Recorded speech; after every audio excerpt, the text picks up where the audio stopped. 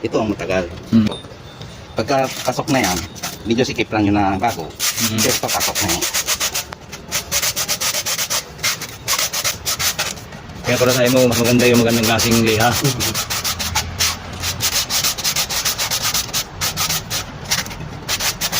Kaya nag-try ako ng isang klaseng liha eh. Para sakaling makuhalaan niya, may mga masubukan ka.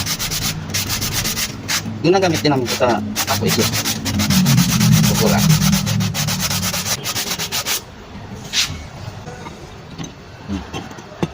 Buti nga, mas mabilis to eh.